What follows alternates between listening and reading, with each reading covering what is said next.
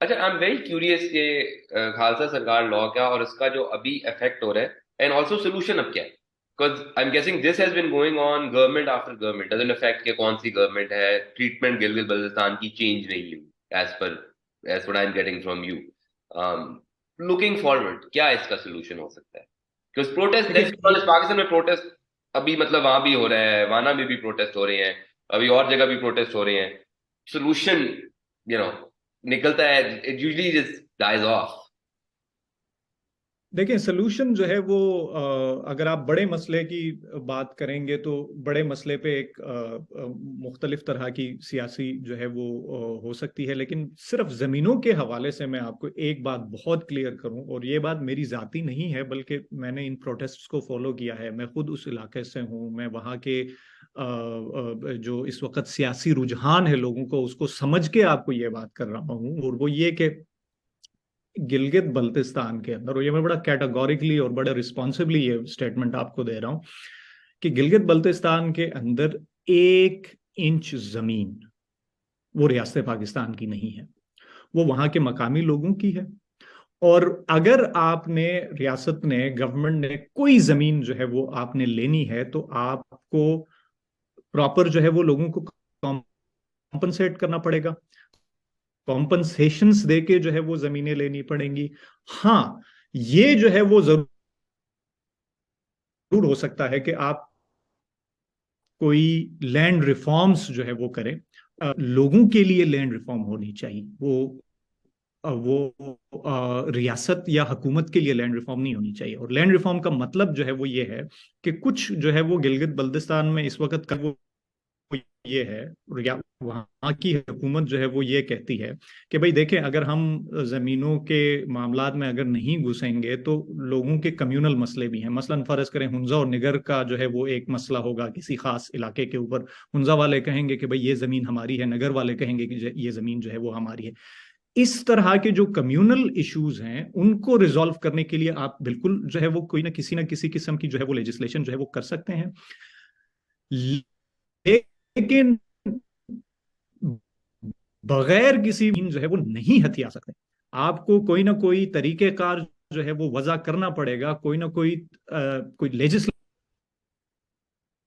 आपको लेके आनी पड़ेगी जिसमें आप वाजे तौर पे ये कह सको कि भाई हमें फलां जमीन चाहिए यूनिवर्सिटी बनाने के लिए, हमें फलाने के लिए, और उसको लेने के लिए हम जो है वो ये हमारा जो है वो तरीकेकार है जिसमें हम ये कॉम्पनसेशन देंगे, इस तरह से लोगों को जो है वो कम्युनिटीज को जो है वो फैसिलिटेट करेंगे। सो पहला और सबसे बुनियादी चीज जो कि ये मैं अब वहां दिन पहले उन्होंने जो है वो प्रेस कॉन्फ्रेंस की, और प्रेस कॉन्फ्रेंस में उसने खुद ये बात रीइटरेट की है कि भाई यहाँ पे जमीन जो है वो लोगों की है, वो कोई जो है वो इसके ऊपर जो है वो नहीं उठा सकता। मसला इस वक्त बुनियादी तौर पे गिलगित बल्तिस्तान के अंदर जो वहां की मकामी सियासी क़यादत है वो इस वक्त टूथलेस है। उनके उनके पास इख्तियारात जो है वो नहीं है। जितने बड़े बड़े सब्जेक्ट्स हैं लेजिस्लेशन के, जितने बड़े सब्जेक्ट्स हैं, टैक्सेशन का मामला है, माइनिंग एंड मिनरल्स का मामला है, टूरिज्म का मामला है, ये सारे जो एरियाज है वो रन होते हैं सेंटर से, इस्लामाबाद से, और वफाकी हुकूमत प्रॉफिट भी उनको उसका देती है। सारा उधर ही जाता है। यानी एक समझ लें कि एक ऐसा खिता, और सारा जो है वो रेवेन्यू जो है वो इधर जाता है। आपको याद होगा, मैं आपको एक और बात बताता हूँ, कोई 4 साल पहले यहाँ जो गिलगित बल्तिस्तान के चीफ सेक्रेटरी थे वो आदर्श करदू चले गए। तो वहां पे एक बंदा आया, लोग सारे, काफी सारे लोग जमा थे, तो वहां पे बंदे ने चीफ सेक्रेटरी साहब से शिकायत की कि यार ये किस निजाम है कि गायनोकोलॉजिस्ट, कोई अजीज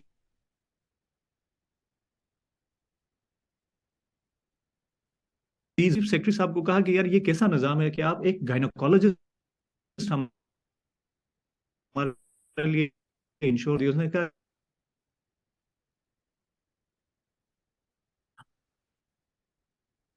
आप लोग हमें देते क्या है, आप लोग जो है वो टैक्सेशन जो है वो देते हैं कि हम आपको गायनोकोलॉजिस्ट जो है वो इंश्योर करें। ये इस कार सिटिंग जो था, तरह का कैन यू रवैया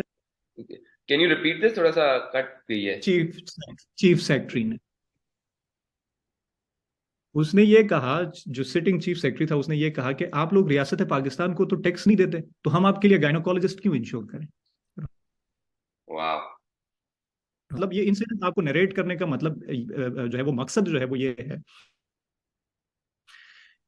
कि वहां पे जो वफाकी ब्यूरोक्रेसी है, या जो वफाक का जो कंट्रोल है, गिलगित प्रेजेंटेशन जो रवैया है, वो एक नौ आबादियाती रवैया है, वो एक कलोनियल रवैया है। यानी जिसके अंदर लोगों को वहां के जमीनों को, वहां के रिसोर्सेस को, वहां की वसाइल को ऐसे ट्रीट किया जाता है जैसे यहाँ पे 100 साल पहले बर्रे सगीर में गोरा आके जिस तरह से ट्रीट करता था, या जो कंपनी की हुकूमत होती थी, ईस्ट इंडिया कंपनी की, कि आप रिसोर्सेज भी लगाओ, टैक्सेस भी लगाओ, रिसोर्सेज एक्सट्रैक्ट करके ले जाओ, लेकिन पॉलिटिकल जो है वो कोई आपने इनको एम्पावरमेंट जो है वो नहीं देनी। तो यही रवैया इस वक्त गिलगित बल्तिस्तान के साथ। मुस्लिम वो हर जगह से प्रेशराइज करेंगे, वो खुद ही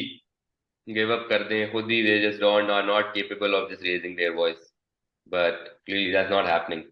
अच्छा, मेरा एक और भी सवाल है कि इस पर तो ये प्रोटेस्ट तो वीडियोस वगैरह निकल गई हैं। I am guessing these protest have happened before as well, it's not the first time ये प्रोटेस्ट हुआ। आपको मैं एक मजे की बात शेयर करता हूँ, वो ये कि ये कोई 1 साल पहले मैं वहाँ पे ह्यूमन राइट्स कमीशन का जो ऑफिस है वहाँ पे गया, वहाँ पे कुछ दोस्तों से कॉन्वर्सेशन हुई, तो उन्होंने मुझे एक बात बताई कि इस वक्त पर पॉपुलेशन डेंसिटी के हिसाब से पूरे पाकिस्तान में पॉपुलेशन जो डेंसिटी है उसके हिसाब से गिलगित बल्तिस्तान वो इलाका है जिसमें सबसे ज्यादा जो है वो 1 साल के अंदर प्रोटेस्ट हुए। And you will be amazed कि ये जो साइमल्टेनियसली प्रोटेस्ट जो चल रहे थे गिलगित में उस टाइम, खवातीन का भी एक प्रोटेस्ट चल रहा था। उससे पहले 2000 ये जो पिछला साल गया उसमें एक बहुत बड़ा धरना इसी टैक्सेस के इशू पे और इन्हीं चीजों के ऊपर हुआ। फिर उससे पहले कुछ सियासी कैदी थे जो 2005 के शिया सुन्नी फसादात में कुछ लोगों को बेगुनाह जो है वो बंद किया गया था, उनके लिए एक बहुत बड़ा धरना हुआ। बुनियादी इस वक्त जो गिला है ना, वो गिलगित बल्तिस्तान के अंदर लोगों के अंदर जो एहसास महरूमी तो है ही है, लेकिन एक सबसे बड़ी जो चीज आपको बार बार रिफ्लेक्ट होते हुए नजर आ रही है वो ये कि